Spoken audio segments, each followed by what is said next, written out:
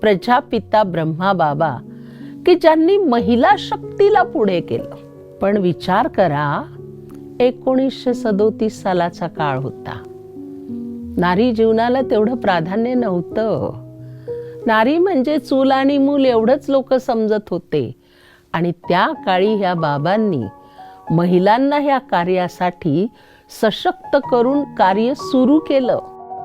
तेव्हा यांना लोकांची आलोचना खूप सहन करावी लागली. कारण समाज असा आहे ना, मातीचं माठ सुद्धा तो वाजवून घेतात.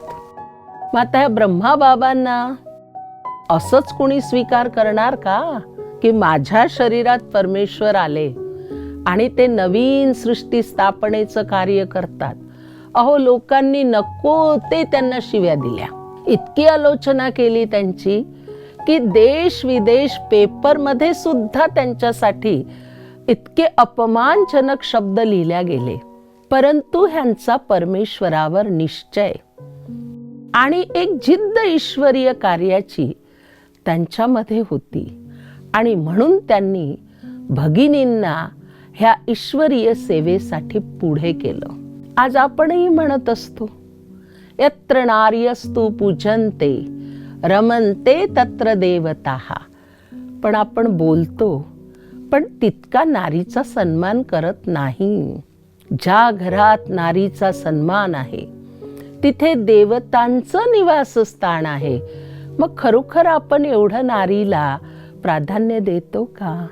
आणि हीच गोष्ट ह्या ब्रह्मा बाबांनी जीवनात आणली व नारी शक्तीला प्राधान्य दिलं.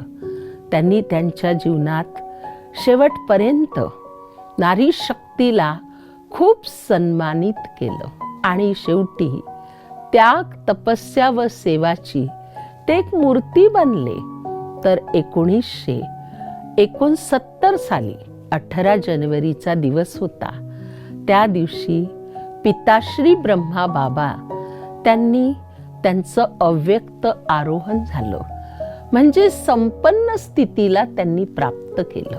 जेव्हा ते संपन्न स्थितीला प्राप्त होत होते तेव्हा त्यांनी आपल्या सर्वांसाठी एक सुंदर असा मेसेज दिला की निराकारी, निरअहंकारी व निर्विकारी.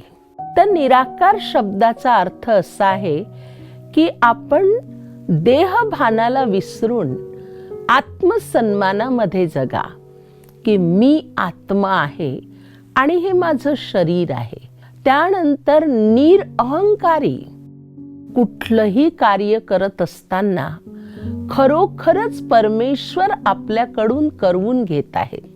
करता करविता परमेश्वर आहे. हे आपण आपल्या बुद्धीमध्ये धारण करायचंय.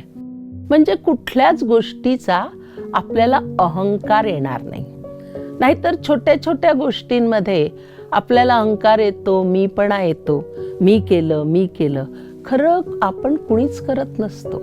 परमेश्वर आपल्याकडून करवून घेत असतो.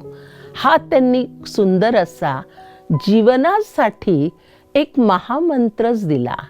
आणि त्याचबरोबर निर्विकारी, कर्मामध्ये आपल्याला निर्विकारी बनायचंय.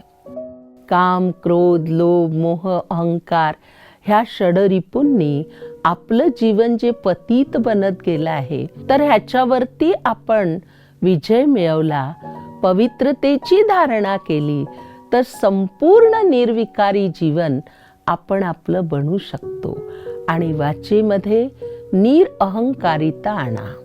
म्हणून मनसामध्ये निराकारी, वाचेमध्ये निरअहंकारी, तर कर्मामध्ये निर्विकारी बना.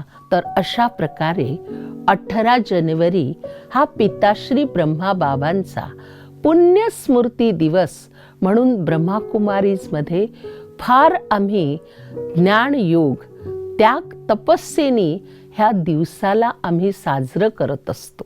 तर जीवनामध्ये दानी, वरदानी, महादानी कसं बनायचं व विश्वकल्याण कसं घडवून आणायचं हे ब्रह्मा बाबांकडनंच आम्ही आत्मसात केलं. आणि आजच्या दिवशी पिताश्री ब्रह्मा बाबांना शत शत प्रणाम.